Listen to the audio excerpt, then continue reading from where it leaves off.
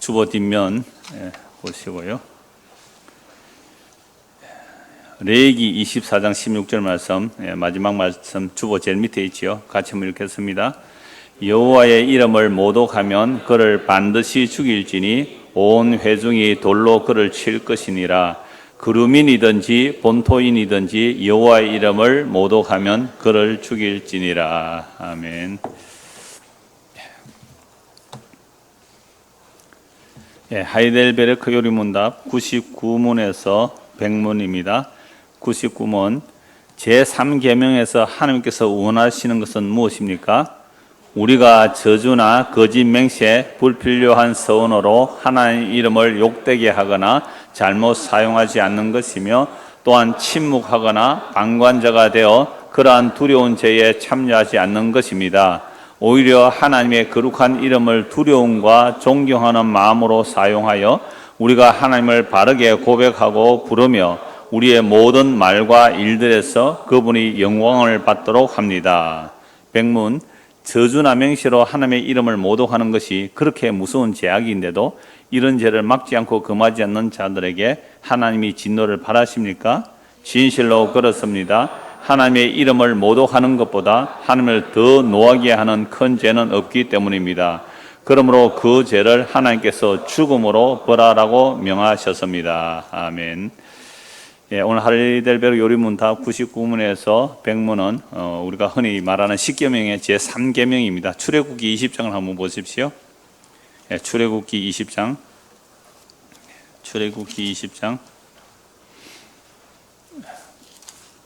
7절 말씀입니다. 출애굽기 20장 7절 우리 같이 한번 읽을까요?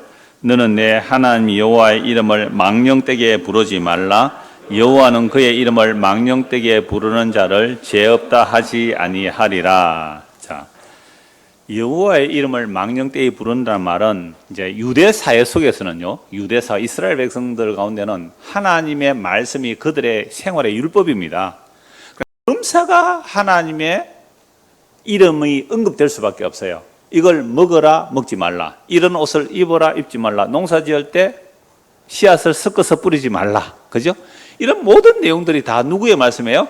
여호와 하나님의 말씀이죠. 그러니까 일상적인 삶이 여호와 하나님의 말씀으로 살아야 되기 때문에 그냥 일상 속에서 여호와의 하나님의 이름을 아주 만홀히 또는 경솔하게 망령되이 부를 수 있는 소지들은 얼마든지 많이 나와요. 그래서 하나님의 이름으로 맹세하는데 거짓말하기 위해서 하나님의 이름으로 맹세할 수 있을까요? 없을까요? 우리는 마음의 생각이 어때요? 항상 아까니까 하나님의 이름을 말해도요, 지 피할 길을 얻기 위해서, 지가 지금 이 위급한 상황을 모면하기 위해서 하나님의 이름으로 맹세하고 빠져나가더라 이 말입니다. 하나님의 이름으로 맹세하고.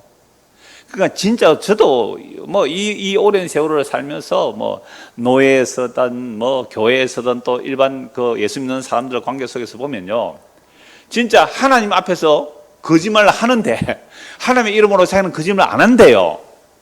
이런 일들이 얼마든지 일어나고요. 저 자신도 그렇더라고요. 저 자신도 그래요.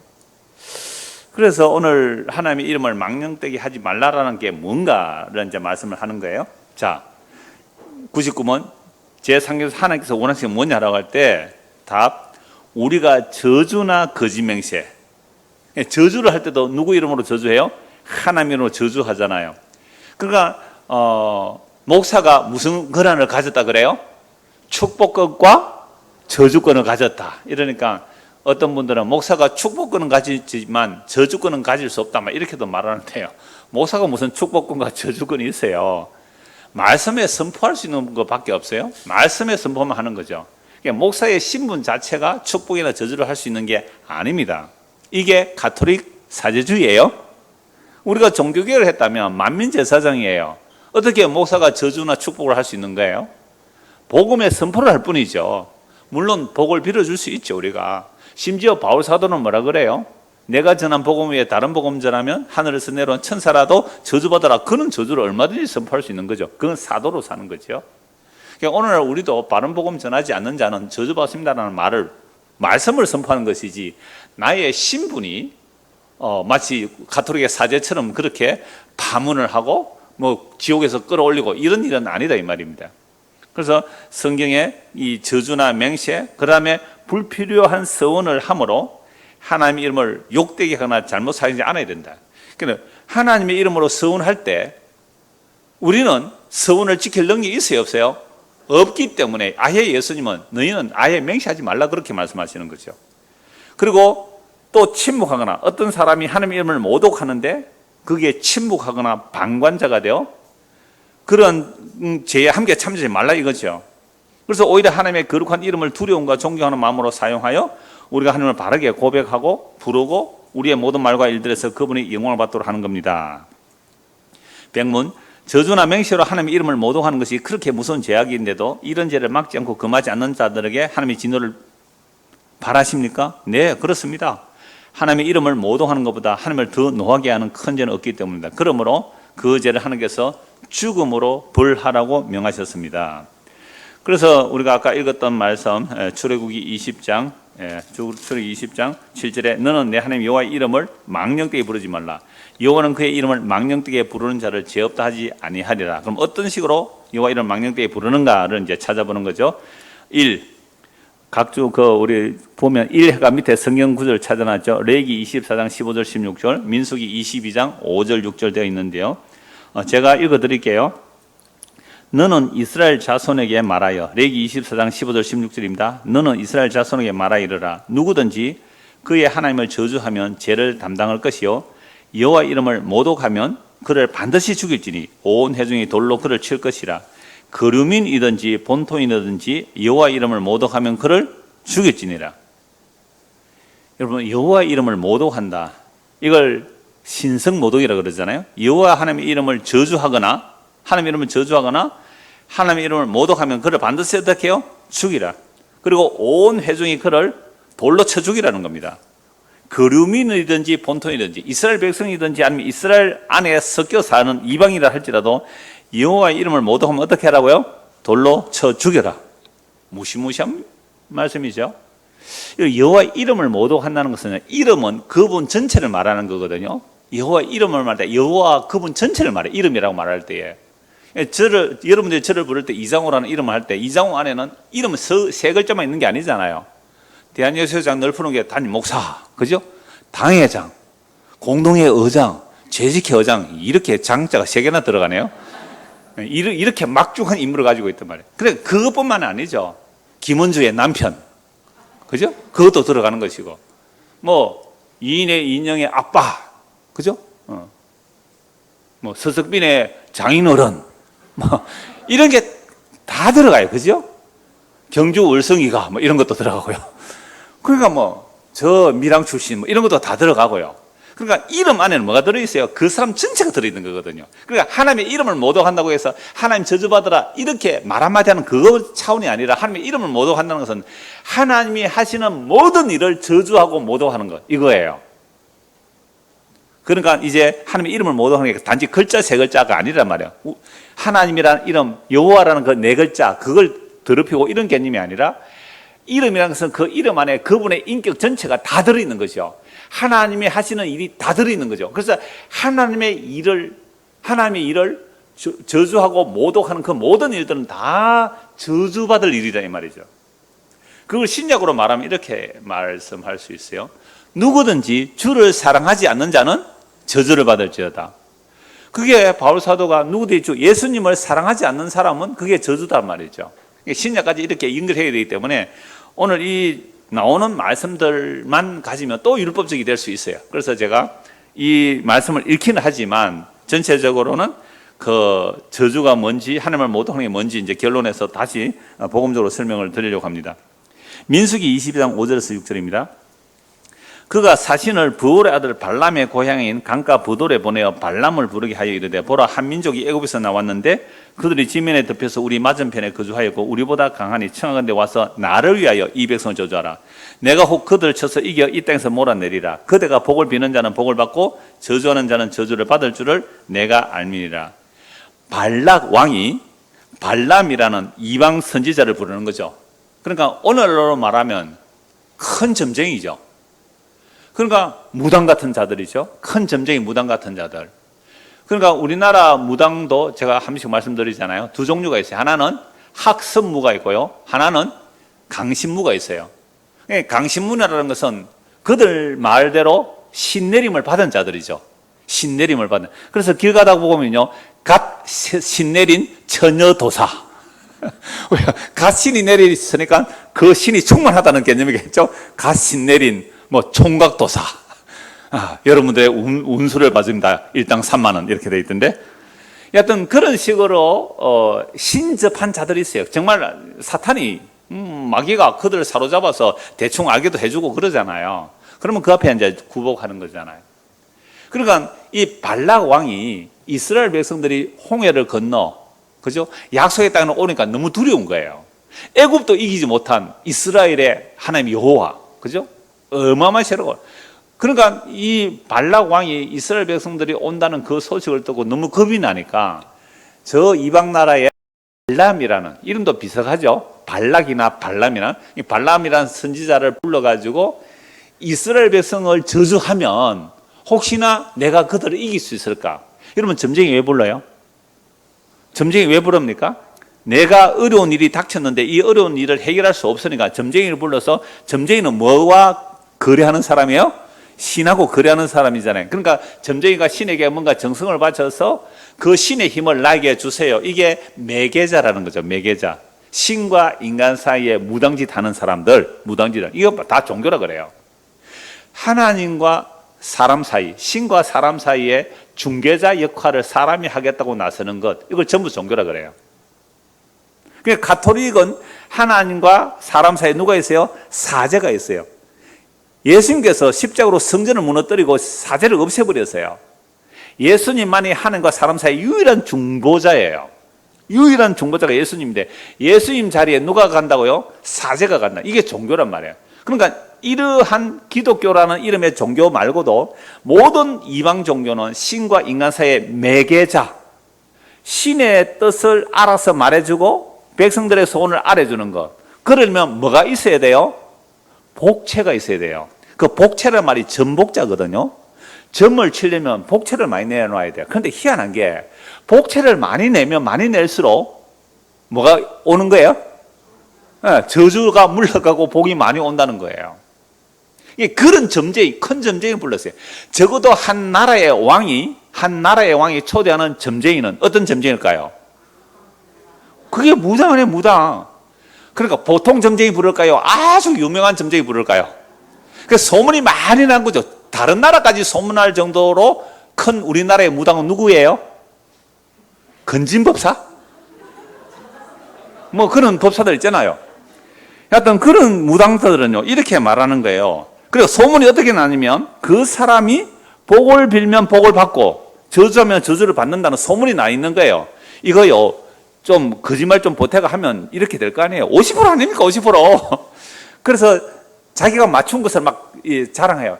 옛날에 김일성 맞죠? 김일성 죽을 때요, 뭐라고? 온갖 사람들이요, 내가 김일성 죽은 거 예언했다 그래요.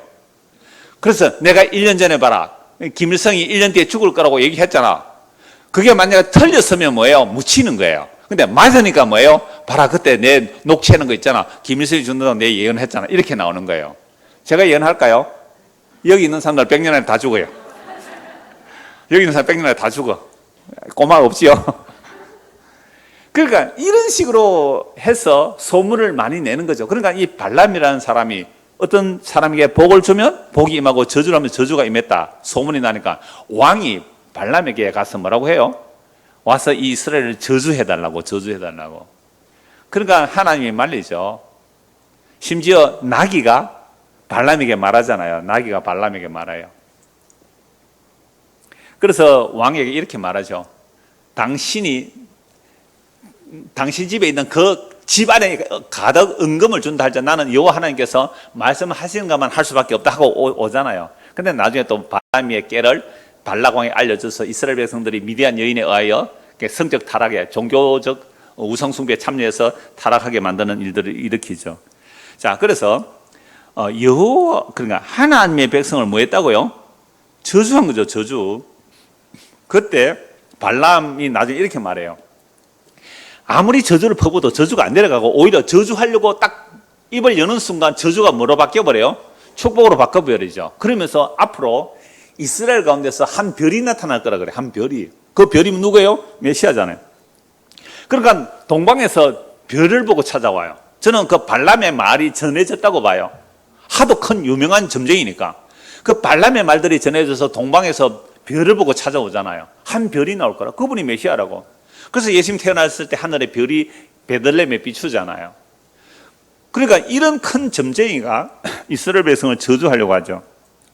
그래서 이런 식의 복과 저주, 축복권과 저주권을 가지고 있다, 목사가. 그러니까 함부로 하면 저주받고 잘하면 복받는다라는 것이 발람이에요, 발람. 발람이에요. 그러니까 하나님과 사람 사이의 중보자는 예수님 뿐이에요. 그러니까 어떤 인간도 거기 들어설 수가 없는 자리란 말이죠. 그런데도 오늘날 사제를 신성시하듯이 목사를 신성시해버리면 여러분들은 누구를 모신 거예요? 발람을 모신 거예요. 발람을 모신 거예요. 이렇게 쭉 살펴보면 오늘 우리가 평소에 여러분들이 신앙생활을 한다는 것이 하나님의 이름을 망령되게 하는 거예요. 그러니까 어떤 기도 많이 해준다는 사람에게 뭐 받으러 가요? 기도 받으러 가잖아요. 그럼 그 사람이 나에게 기도해주면 내가 뭘 받으리라? 복을 받으리라 라는 생각을 한다면 이건 하나님의 이름을 뭐 하는 거예요? 망령되게 일컫는 일을 한 겁니다. 정신 차리세요. 안 그러겠지만 혹시 그럴 분이 있을까 싶어서. 아무데나 머리 뒤밀지 말란 말이에요. 축복한다고 막 해가 올랄라 하지 말고요. 십자가가 너희 눈앞에 밝게 보이거나 누가 너희를 깨닫냐. 그런 짓들이 십자가로 하나님의 뜻을 다 이루었다는 하나님의 이름, 예수의 이름을 망령되게 일컫는 겁니다. 레위기 19장 12절 너희는 내 이름으로 거짓 맹세함으로 내 하나님의 이름을 욕되게 하지 말라. 나는 여호와이니라. 제가 처음 시작할 때 그랬잖아요. 이스라엘 사회는요 여호와의 말씀의 율법이에요. 모든 생활의 법이 무슨 누구의 말씀이에요? 여호와의 말씀이에요. 그러니까 여호와의 말씀으로 장사하고 여호와의 말씀으로 거래하고 여호와의 말씀으로 빚주고 여호와의 말씀으로 막 이렇게 할 거잖아요. 그럴 때 가지고 얼마든지 뭐 할 수 있어요? 거짓 맹세할 수 있다. 거짓 맹세. 이웃의 사람이 돈을 빌리러 왔어요. 그러면 여호와 이름으로 이제 다 여호와 이름으로 사는 사람들과 형제님, 우리가 좀 빚이 있으니까 돈은 좀 빌려주세요라고 하면 이 사람은 뭐라고 해야 돼요? 이 자기가 있으면 빌려줘야 안 돼요? 안 빌려줘야 돼요? 빌려줘야 되는 게 율법이에요. 꾸러 온 자에게 내가 있으면 꾸어줘야 되는 게 율법이라고요. 그런데 있는데도 불구하고 없다라고 하면 그 사람 뭐 하는 거예요? 거짓말 한 거고 거짓 맹세한 것이고 여호와 이름을 망대되이 일컬은 거예요. 그럼 오늘 우리는 그렇게 살아요? 안 살아요? 하나님 이름을 망령되이 일컬어요? 하나님 이름을 영광 돌리고 살아요? 그거는 여러분들이 얼마든지 해석될 거예요. 그래서 불필요한 서원을 하지 말라고 하죠. 마태복음 5장 37절 오직 너희 말은 옳다 옳다 아니라 아니라 하라 이에서 지나서 다 악으로 나오니라. 그러니까 yes 할 것은 yes, no 할 것은 no 해야 되는데 우리는 그렇게 대답해요 안 해요? 야, 그럴 것 같지 않지 말입니다. 그럴 것 같지 않지 않는 것이 아닙니다. 이렇게 말하잖아요. 이게 무슨 말이에요? 여러분들 이제 교인들이 모여서 뭐 이런 참 복음 나누는 거 좋아요. 교제를 나누는 거 좋은데 어떤 사람이 쉬운 예를 들어서 그냥 이렇게 합시다. 어떤 사람이 목사를 험담한다고 합시다. 목사를 막 험담해요. 그러면 옆에 있다가 그 목사님 아닌데요. 어떤 사람이 얘기를 하잖아요. 그러면 아닙니다. 라고 얘기를 딱 잘라 해요, 못 해요? 못 한다니까. 왜요? 에이, 딱 잘라 말하면요. 니는 목사 페인에 이렇게 말하잖아요. 그러니까 그때 우리는 어떻게 말해요? 이 목사도 인간인데 어쩌겠노? 뭐 그럴 수 있지 뭐 이러고 넘어간단 말이에요. 자기가 분명히 아니다 하면 왕따 당할까 싶어가지고 이런 일이 있더라고요. 그죠? 이러니까 이스라엘 사회라는 것 자체가 하나님의 이름으로 통용되는 사회인데 날마다 하나님의 이름으로 통용하는데도 예스와 노를 분명히 못해요. 그럴 것 같지만 그렇지만은 않겠고 그런데 그럴까 하다가 이럴 것도 있고 이럴 수도 있고 이렇게 말해버리면 이거 뭐예요? 예와 아니에요. 그러니까 여기서 지나치는 악이에요. 그러니까 우리가 애매모호한 답할 때, 그러니까 애매모호한 답을 할 수밖에 없을 때가 있어. 모를 때. 나는 그 사람이 어떻게 말하는지 안 들고 모를 때는 모른다 할 수 있어요. 모른다. 그런데 예와 아니요를 분명히 아는데도 우리는 예와 아니요를 못하더라 이 말입니다. 누가요? 제가 그렇더라고요. 제 삶을 이렇게 은밀하게 대충 보지 말고 정밀하게 내 삶을 쭉 돌아보면요, 아니요, 예 라고 해야 할 때 제대로 못한 거 있더라고요. 제가 전도사 때 저 부산의 석포교회라는 곳에 전도사로 있을 때에 어떤 부흥사가 와가지고 막 천국 지옥 간증을 하는 거예요. 그래서 제가 당장 나가서 저 사람 끌어내려야 돼. 저 부목사가, 아니, 그때 전도사죠. 교육 전도사예요. 전임 전도사, 교육자 끌어내려야 돼. 근데 못 나갔거든요. 우리 집사람이 뭐라고 하냐면, 네 목사대가, 니는 그때는 잘해라. 이랬지. 그러니까 얼마나 보세요. 예, 아니요, 못해. 그런데 예수님은 어떻게 해요? 예루살렘 성전에 가서 장사하는 사람들 뒤집어 엎어버리잖아요. 그러니까 저도 예, 아니요, 제대로 못하더라고요. 그래서 이런 말씀 통해서도 저는, 이야, 나도 예, 아니요, 못하는 인간 맞군요. 그래서 예, 아니요 할 수 있는 분은 누구뿐이에요? 예수님뿐이에요. 그래서 이 말씀 앞에 또 나는 제의로 드러나더라고요. 그래서 이 말씀만 해놓으면요, 이 말씀을 해놓으면요, 우리는 율법의 저주 아래서 도저히 벗어날 수가 없어요.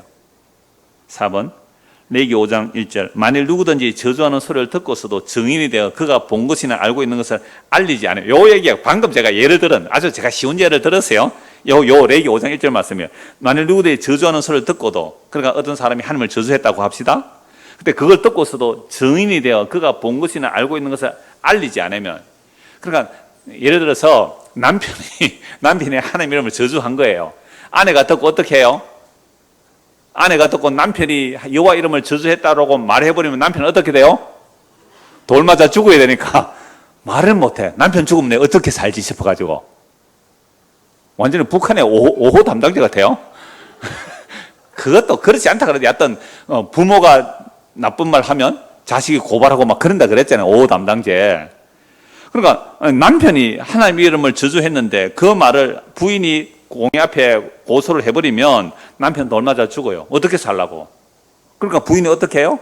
본 것이나 들은 것을 알고 있는 것을 알리지 않으면 그는 자기의 죄를 져야 할 것이요 그 허물이 그에게로 돌아갈 것이다. 여호와 이름을 망령히 일컫는 이렇게 무서운 거예요. 야고보서 5장 12절, 내 형제들아 무엇보다도 맹세하지 말지니 하늘로나 땅으로나 아무 다른 것에도 맹세하지 말고 오직 너희가 그렇다고 생각하는 것은 그렇다 하고 아니라고 생각하는 것은 아니라 하여 정죄받음을 면하라. 응거주춤, 애매모호한 대답은요, 자기 살 방도를 찾은 거예요. 아니요, 예 하면 되는 거예요. 가장 간단. 근데 아니요, 예를 못 하더라고요. 누구 눈치 봐요? 사람 눈치 봐요. 사람 눈치. 여러분, 사장님이 틀린 말을 하는데 이 부장들 회의를 합시다. 부장들 회의인데 사장님이 틀린 말을 해요. 그때 사장님 그거 틀렸습니다. 부장 중에 손 들고 할 수 있어요? 틀릴지라도 그걸 어떻게 하든지 바르게 만들어내려고 하지, 사장님 그거 틀렸습니다 말 못한다는 거예요. 예 아니요 하고 살아남을 인간이 없습니다. 우리가 회사에서 예 아니요 바르게 하고 살아남을 인간이 없어요. 교회도 마찬가지고요. 예 아니요 하고 살아남을 인간이 없다고요. 적당히 타협하니까 여러분들 지금까지 살아온 거예요. 적당히 타협하는가 살아온 거예요. 예 아니요 이거 불가능합니다. 우리 인간으로는. 그러니까 자기 편은요 무조건 예 해줘요. 틀려도 예 해주고요. 내 편 아닌 인간은요 맞아도 아니다는 거예요. 맞아도 아니다. 안 그래요? 누가 예 아니요 제대로 할 수 있어요? 예수님밖에 못해요. 그래서 예수님은요 양쪽에서 다 미움을 받네요. 양쪽에서 다 미움을 받아 예수님 죽여버렸잖아요. 그래서 하나님의 이름을 망령되이 일컫지 말라는 것은 결국 예수 죽여버렸다 이 말입니다. 어떤 인간도 예 아니요 제대로 못합니다. 이사야 45장 23절, 내가 나를 두고 맹세하기를 내 입에서 공의로운 말이 나가서 돌아오지 아니하니 내게 모든 무릎이 꿇겠고 모든 혀가 맹세하리라. 그러니까 하나님의 이름 앞에 무릎 꿇고 하나님 이름 앞에 회개해야 됐다 이 말입니다. 예레미야 4장 2절, 진실과 정의와 공의로 여호와의 삶을 두고 맹세하여 맹세하면 나라들이 나로 말미암아 스스로 복을 빌며 나로 말미암아 자랑하리라. 이게 경건하게 하나님의 이름으로 맹세할 수 있다고 해요. 그러니까 예레미야 4장 2절 같은 게 진실과 정의와 공의로 여호와의 삶을 두고 맹세하면 나라들이 나로 말미암아 스스로 복을 빌며 나로 말미암아 자랑하리라 이렇게 말씀하고 있거든요. 그러니까 이스라엘 백성들은 일상적인 삶에서 진실과 정의와 공의로 여호와의 삶을 두고 맹세하고 살아야 돼요. 그렇게 삶을 사는데 문제는 이스라엘 역사 가운데서 하나님의 이름으로 맹세하는 일들이 많이 나와요. 그래서 좀 이따 그 말씀 나오면 찾아볼게요. 마태복음 10장 32절 누구든지 사람 앞에서 나를 시인하면 나도 하늘에 계신 내 아버지 앞에서 그를 시인할 것이요. 로마서 10장 9절에서 10절 네가 만일 네 입으로 예수를 주로 하며 또 하나님께서 그를 죽은 자 가운데서 살리신 것을 네 마음에 믿으면 구원을 받으리라. 사람이 마음으로 믿어 의에 이르고 입으로 신하여 구원에 이르느니라. 그러니까 6번이 그 내용이거든요. 자, 우리가 하나님을 바르게 뭐 한다고요? 고백하면. 그러니까 우리가 예수를 마음으로 믿고 입으로 시인하면 구원을 얻는다. 그럼 하나님의 이름을 바르게 고백해야 되잖아요. 하나님의 이름을 바르게 고백 안 하면 성경에 없는 본문에 없는 내용이지만 고린도전서 12장 3절 한번 보세요. 고린도전서 12장 3절.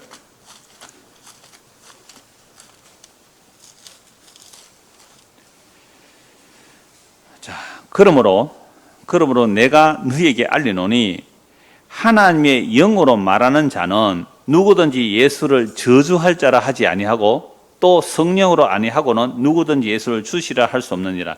예수님이 아까 로마서에서 그랬잖아요. 우리가 마음으로 예수님을 믿고 입으로 시인하면 예수님을 나의 주인입니다라고 시인하면 뭘 얻는다고요? 구원을 얻는다. 예수님이 나의 주인이고 하나님께서 그를 죽은 자 가운데서 살리셨다. 예수님 십자가에 죽으시고 3일 만에 살아나셨다. 그 예수님이 나의 주인입니다 라고 마음으로 믿고 입으로 시인하면 뭘 받는다고요? 구원을 얻죠. 이거 누구로만 되는 거예요? 성령으로 되죠. 그런데 성령으로 아니하고 누구든지 예수를 주라고 할 수 없고, 그러니까 하나님의 영으로 인하여 성령으로 인하여 거듭난 자는 예수님을 나의 주로 고백하는데, 하나님의 영이 아닌 자는 예수를 뭐라고 한다고요? 예수를 뭐라고 한다고요? 저주받은 자. 예수를 저주받은 자. 맞죠? 갈라디아 3장 13절에 보면 예수께서 나무에 달려 저주받아 죽어요. 그런데 그 저주를 누구를 대신해서 받아요? 우리의 저주를 대신해서 저주받았죠.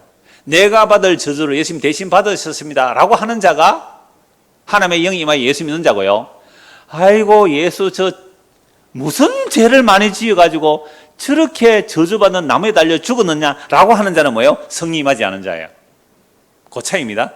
똑같이 예수님이 십자가에 못 박혀 죽었을 때에 나의 죄로 인하여 내가 당신을 죽였나이다.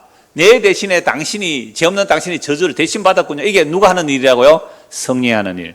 성령이 임하지 않으면요, 아이고 자기도 구원 못하고 죽는 주제에 남을 구원한다고 에라 너나 구원해봐라 라고 못 받은 자예요? 성령 못 받은 자예요.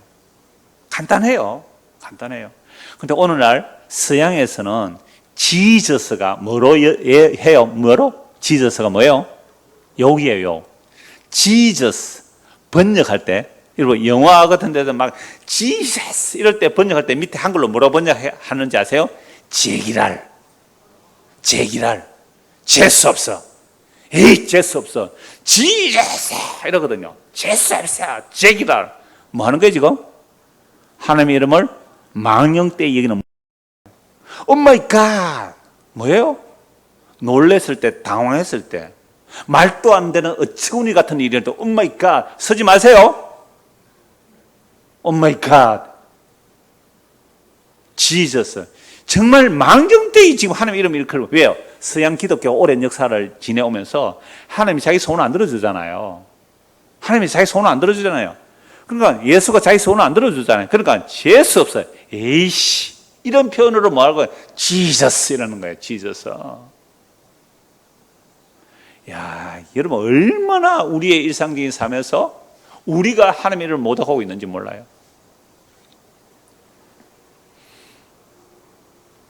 7번. 그래서 하나님을 바르게 고백할 수 있죠. 이건 성령으로만. 예수님이 저주받은 분이 아니라 물론 저주받았는데 우리의 죄를 대신해서 저주받은 거예요. 그래서 성령이 맞으면 예수를 그냥 저주받을 자라고 말하고 마는 거예요. 지에서 사고 만다는 거예요. 오 마이 갓 하고 만다는 거죠. 7번 부르며 시편 50편 15절 환난 날에 나를 부르라 내가 너를 건지리니 네가 나를 영화롭게 하리라. 디모데전서 2장 8절 그러므로 각처에서 남자들이 분노와 다툼이 없이 거룩한 손을 두고 기도하기를 원하노라. 8번 우리의 모든 말과 일들에서 그분의 영광을 받도록 합니다. 로마서 2장 24절 기록된 바와 같이 하나님의 이름이 너희 때문에 이방인 중에서 모독을 받는도다. 지금 바울 사도가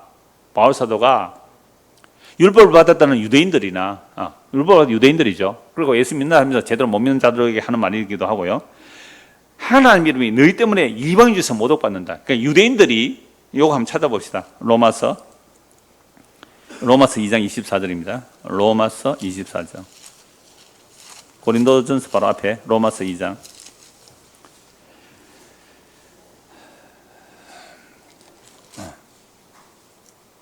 24절 기록된 바와 같이 하나님의 이름이 너희 중에서 모독을 받는. 이게 뭐냐면 그 유대인들 율법주의자를 말하고 있어요.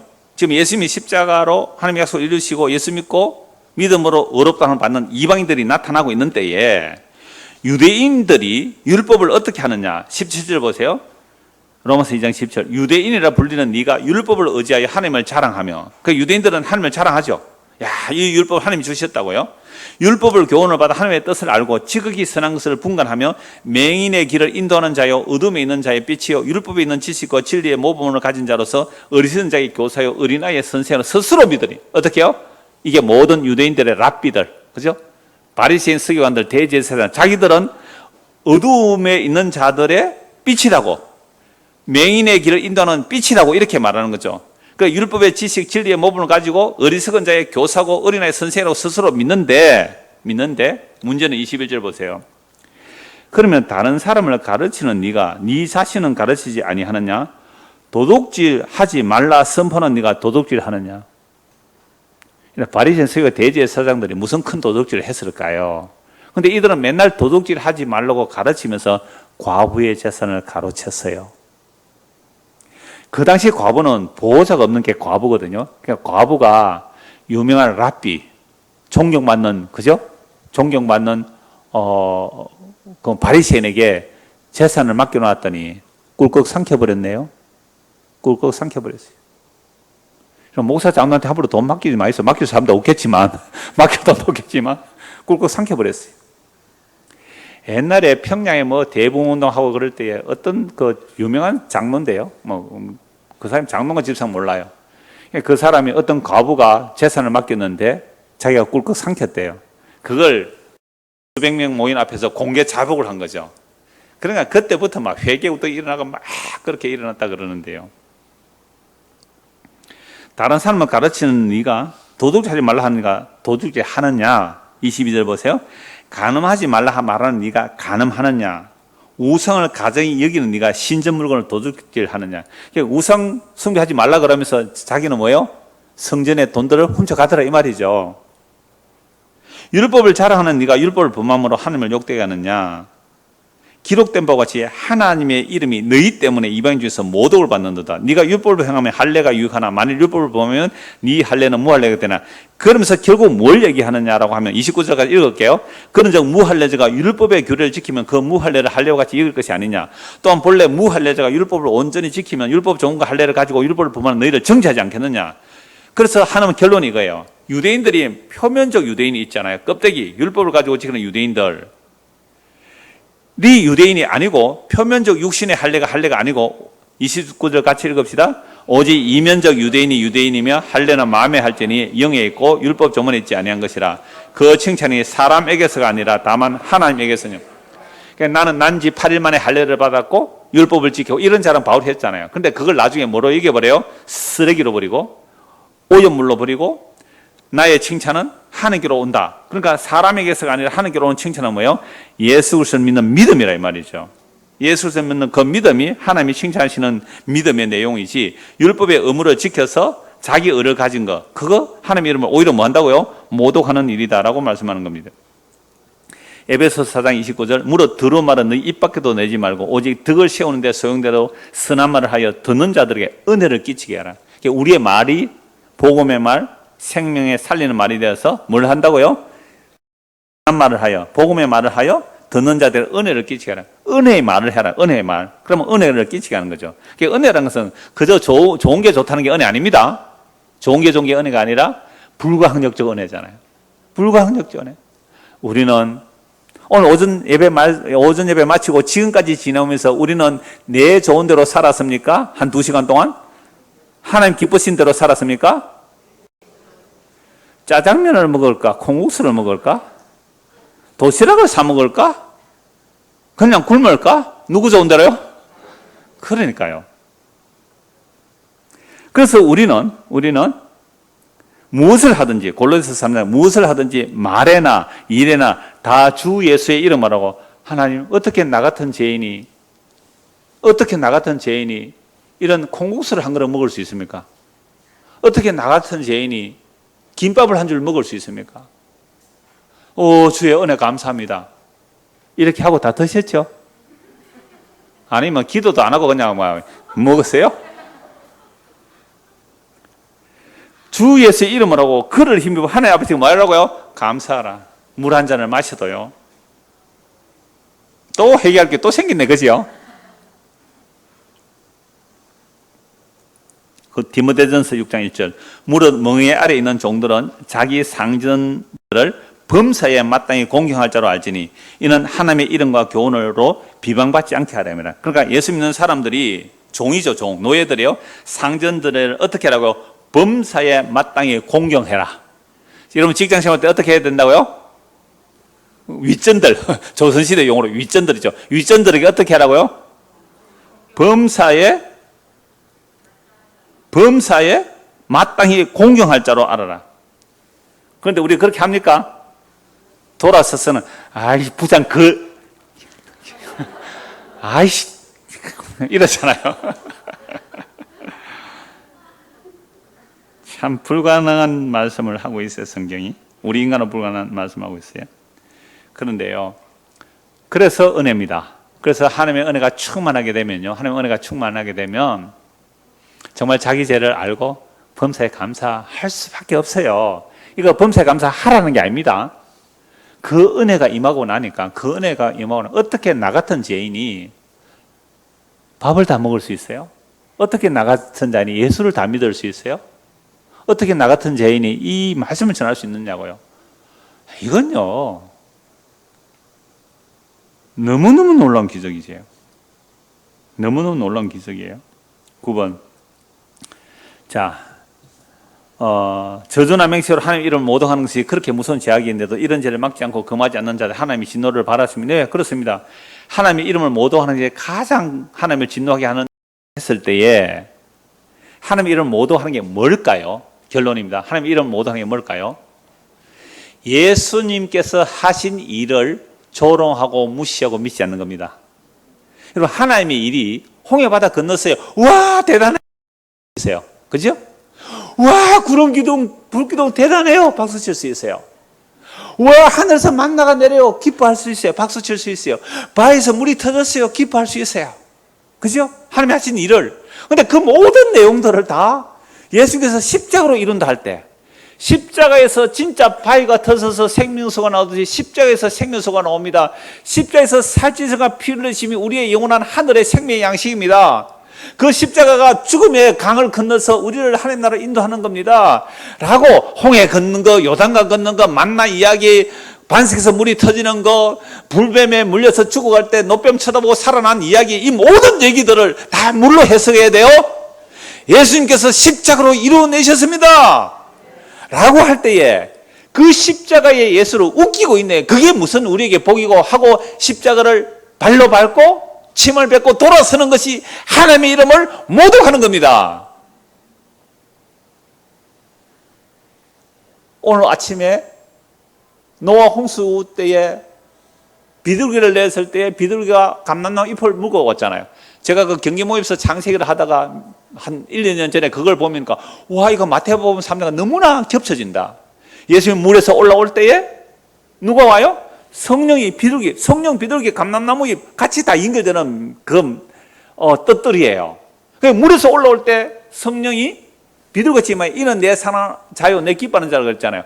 예수님이 물속에 저주 아래 와서 우리를 끌어올리는 얘기, 방주에서 나오는 얘기가 예수님 얘기잖아요. 그래서 방주에서 나와서 제일 먼저 한 일이 뭐예요? 짐승, 정글의 짐승으로 번제를 바치셨잖아요. 그러면 예수님께서 십자가 물로 세례를 받으시고 올라오셔서 성령 임하시고 나서 그때부터 예수님 어디로 가세요? 3년 공생이라 그러는데요. 그때부터 십자가 지로 가시거든요. 하나님 나라를 선포하며 하나님의 뜻을 전하면서 십자가 지로 간다고요. 그러니까 그것도 노아 홍수와 또 연결되더라고요. 조금 전에 점심시간에 그 얘기하면서 이 얘기가 같이 연결되더라고요. 그래서 오늘 이 시대에 하나님의 이름을 모독하는 게 뭘까? 하나님의 이름을 모독하면 죽이라는 게 뭘까라고 했을 때 레위기 24장 16절 그 주보 있는 거 같이 한번 더 읽읍시다. 여호와의 이름을 모독하면 그를 반드시 죽일지니 온 회중이 돌로 그를 칠 것이니라. 거류민이든지 본토이든지 여호와 이름을 모독하면 그를 죽일지니라. 이게 율법이잖아요. 구약 율법이에요. 그럼 이 말씀의 완성과 성취가 뭔가라고 할 때에 여호와 이름을 모독한다고, 여호와 이름을 모독한다고 신성 모독이라고 진짜로 돌로 쳐 죽이지 않고 나무에 달아 죽여버린 자가 있어요. 그분이 누구예요? 예수님이에요. 놀랐죠?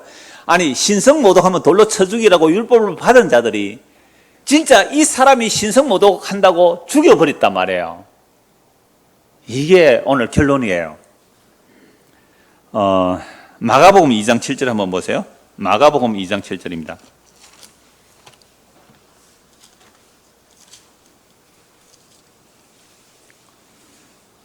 마가복음 2장 7절. 이 사람이 어찌 이렇게 말하는가? 신성 모독이로다. 오직 하나님 한 분 외에 누가 너희 죄를 사는가? 자, 예수님께서 사람들을 가르치고 있을 때에 중풍병자를 네 사람이 들고 와서 지붕을 뜯어서 달아내리죠.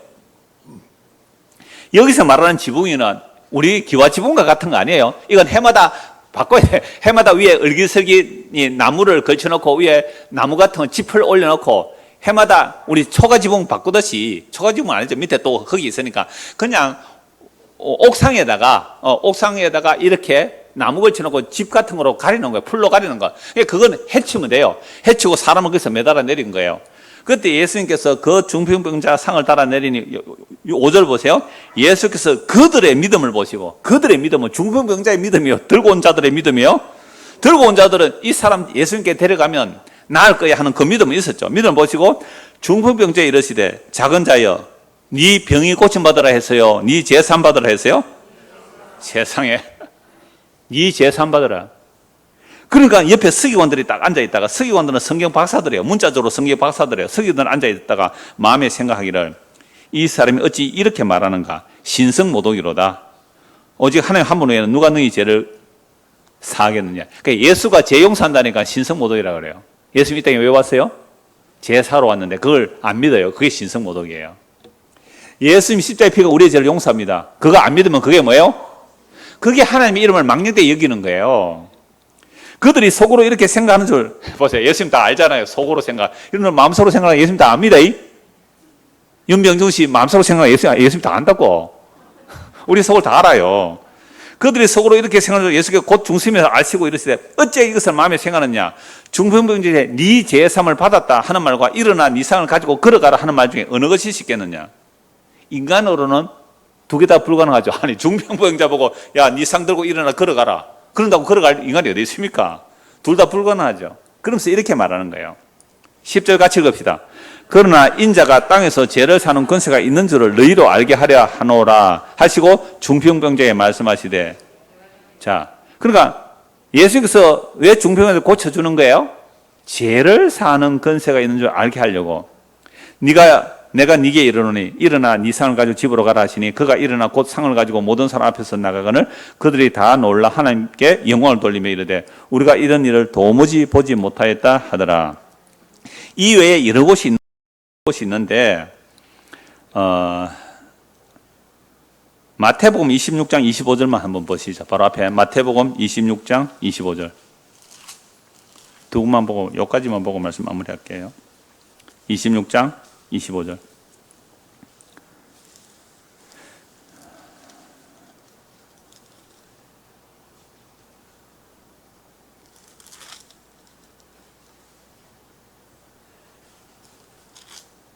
27장 25절 보십시오. 27장 25절입니까?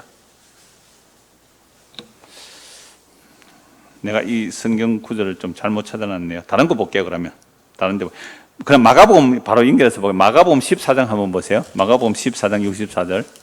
마가복음 14장 64절. 이 평행 구절은 거의 다 같은 내용이 나오니까요. 마가복음 14장 64절 한번 보세요.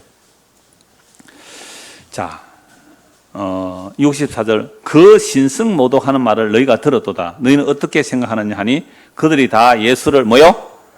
사형해라. 뭘 했기 때문에 사형이라고요? 신성모독이기 때문에. 그럼 아까 예수님을 왜 신성모독이라고 그랬어요? 하나님만 죄를 용서하는데, 아니 인간인 예수가 죄를 용서한다 그러니까 네가 뭔데 하나님만 죄를 용서해 네가 죄를 용서하느냐? 신성모독이다. 그럼 여기서는 뭐 때문에 신성모독이라 그래요? 자, 여기서 보세요. 지금 뭐 베드로하고 다 도망갔어요. 도망가고, 자 57절 보세요.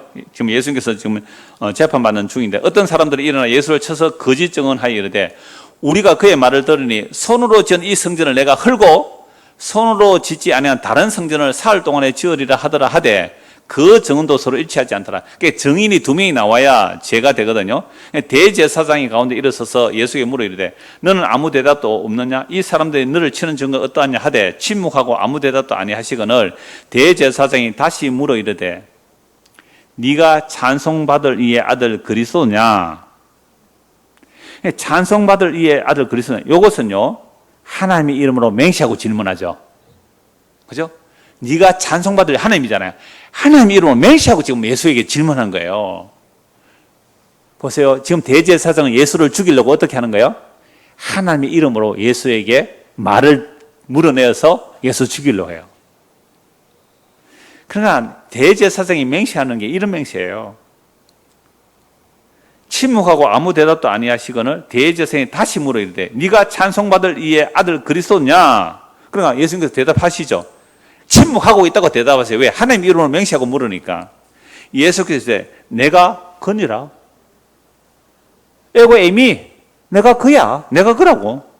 인자가 권능자의 우편에 하나님 보좌 우편에 앉은 것과 하늘 구름을 타고 오는 것을 너희가 보리라 하시니 대제사장이 자기 옷을 찢으며 이르되 우리가 어찌 더 증인을 요구하래요? 뭐라고요? 신성모독하는 말을 들었다. 예수님이 하나님이라는 얘기잖아요. 인자라잖아요. 하나님의 권능을 가지고 오는 것을 너가 보려니까 이게 신성모독이라고 어떻게 해야 되겠냐라고 하니까 사람들이 뭐라 그래요? 대제사장이 신성모독이라고 선언하는 순간 사람들이 뭐라고 해요? 사형에 해당하는 자로 정죄하고 어떤 사람은 그게 침을 뱉고 그 얼굴을 가리고 중무로 치미르되 선지자 노릇하라 하고 하인들은 손바닥으로 치니라. 이게 정말 신성모독이라는 게 그 재판받을 때에 이루고 있는 거예요. 자, 아까 마태복음 26장, 26장 다시 한번 보십시오. 마태복음 26장. 25절이 아니라, 65절입니다. 65절. 마태복음 26장, 65절. 그 6절을 좀 고쳐주세요. 똑같은 본문이에요. 자,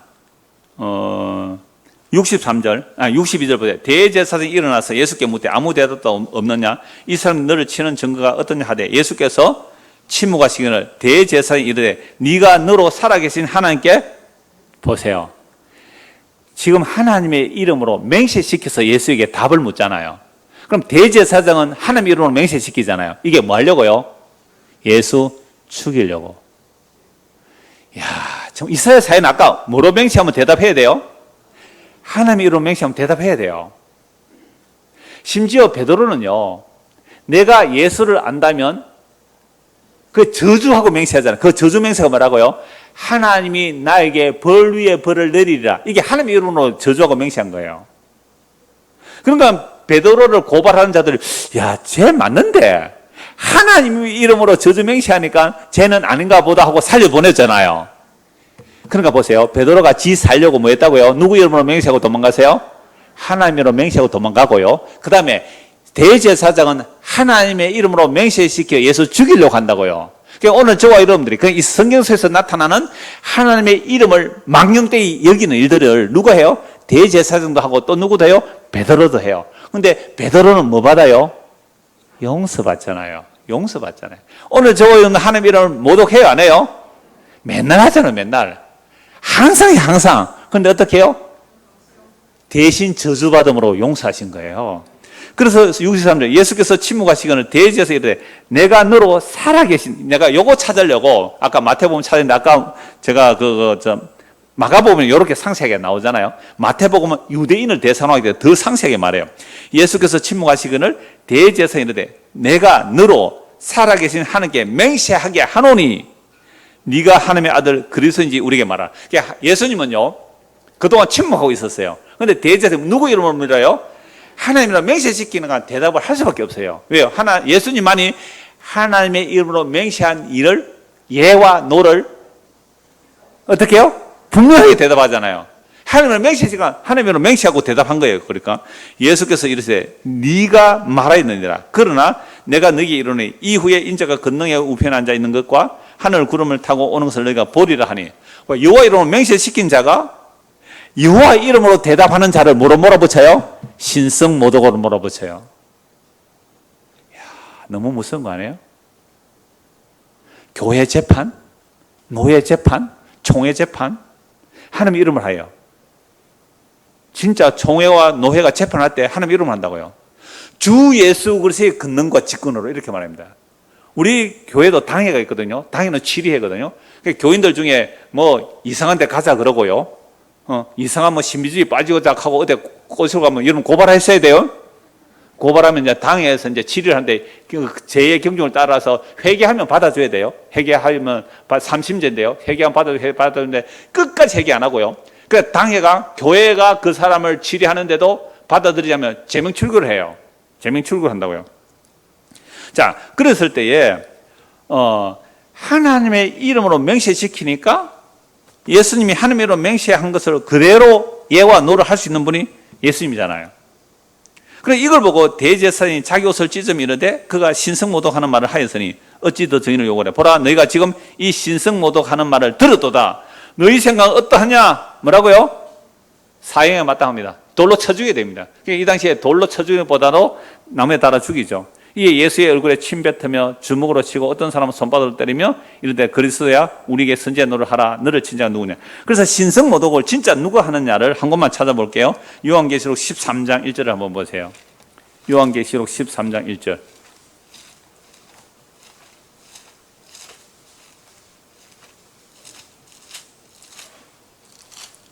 자, 내가 보니 바다에서 한 짐승이 나오는데 땅에서 나오는 짐승, 바다에서 나오는 짐승 있잖아요. 바다에서 나오는 짐승이 뭐요? 종교라 그랬잖아요. 땅에서 나온 짐승 국가라 그랬죠. 그러니까 바다에서 나온 짐승이 나오는데 뿔이 열이요 머리가 7이라. 그 뿔에는 10 왕관이 있고 그 머리대는 뭐가 있다고요? 신성 모독하는 이름들이 있더라. 그러니까 옛뱀, 용, 짐승, 사탄 이들이 하는 일이 뭐예요? 신성 모독하는 말을 해요. 그러니까 신성 모독이 뭐래요? 예수님이 실패했다는 거예요. 예수님의 십자가는 부족하다는 거예요. 예수님의 십자가 피 흘림이 우리의 죄를 완전히 용서 못한다는 거예요. 이게 사탄에게 속은 신성모독의 말입니다. 그래서 우리가 모든 죄는 다 용서받아요. 그런데 신성모독하는 죄는 용서 못 받는다. 그걸 성령을 회방하는 자는 용서 못 받는다. 이 시간이 길어지는데요. 성령을 회방하는 자는 용서 못 받는다는 그 말이 뭐냐 하면 예수님을 부인해도 용서받았어요. 이 땅에 예수님 오셨을 때. 왜요? 베드로가 예수 3번 부인하고 용서받잖아요. 근데 예수님 십자가에 죽으시고 부활 성찬에 누구를 보내주세요? 성령을 보내주세요. 그럼 성령이 임하면 반드시 성령이 임한 자는 누구를 증거해요? 십자가에 죽은 예수가 주와 그리스도를 증거해요. 그러면 성령을 회방한다는 말은 성령께서 이 기록된 계시의 말씀으로 예수가 주와 그리스도가 됨을, 예수의 십자가의 피가 우리의 죄를 영원히 단번에 용서했던 그 사실을 증거하는데 그 성령을 회방한다는 것은 뭐예요? 예수 안 믿는 거예요.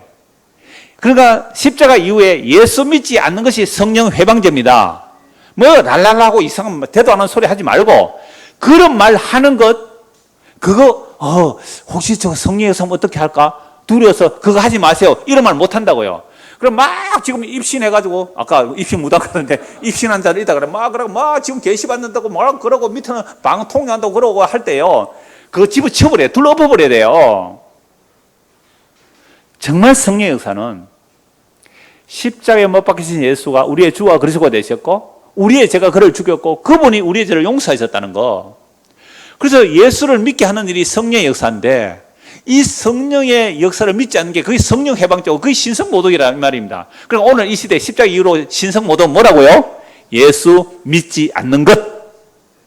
예수 믿지 않는 것. 이게 신성모독이에요. 이 신성모독은 용서받을 수 없는 거예요. 근데 이 신성모독을 누가 한다고요? 바다에 나온 짐승, 옛뱀용 마귀 사탄이 아직도 예수를 못 믿게 해요. 예수를 못 믿게. 그런데 예수 믿게 해주겠다는 거죠. 어떤 예수요? 다른 예수 믿게 해주는 거예요. 복음 듣게 해주겠다는 거예요. 어떤 복음? 다른 복음. 영 받게 해주겠다는 거예요. 어떤 영? 다른 영. 그래서 바울이 다른 예수, 다른 복음, 다른 영. 그걸 전하면 하늘에서 내려온 천사라도 저주받으라. 사탄이잖아요. 이놈의 사탄이 신성모독하는 말이 물에 가득해요. 오늘 저 여러분들이 예수를 믿는다고 할 때에 그 십자가로 다 이루어진 그 예수님, 그 예수를 믿지 아니하면 자꾸 다른 예수, 다른 영, 다른 복음이 들리면 이거요 마귀한테 유혹받아가 지금 신성모독하는 거기에 속아 들어가는 거예요. 그래서 예수님께서 그 사탄의 머리를 십자가로 깨뜨리시고 자기 피로 구원하셔서 하나님의 백성으로 하나님의 신부로 맞은 자들이 뭐요? 순결한 하나님의 백성들이에요. 순결한 하나님의 백성들이에요. 그래서 그거 14만 서천이라 그러고 흰 옷 입은 큰 무리라 그래요. 그래서 이들이 흰 옷 입은 큰 무리인데 이들이 어떤 자들인지 한 것 보고 말씀 마무리할게요. 이들이 어떤 자들인지 자 요한계시록 14장 보십시오. 14장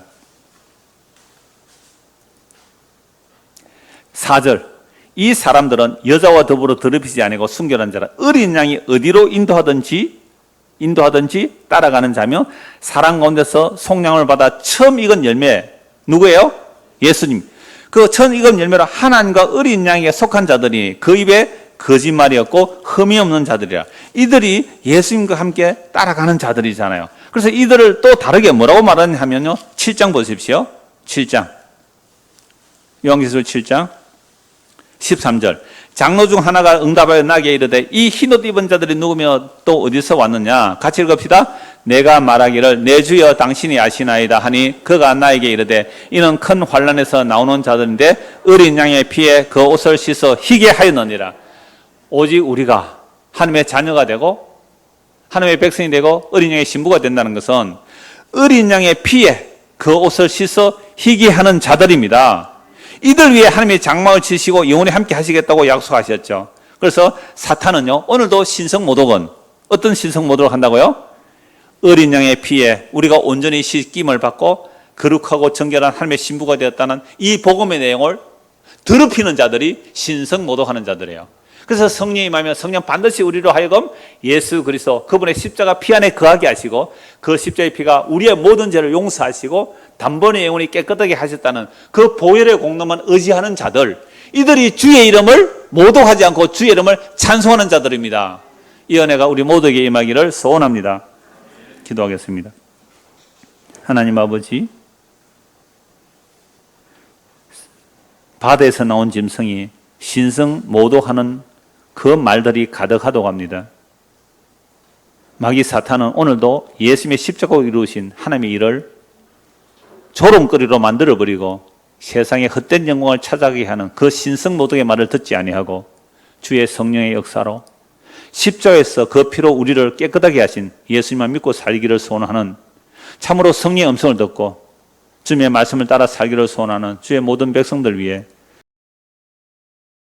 넘치게 하옵소서. 예수 그리스도 이름 받들어 기도드리옵나이다. 아멘.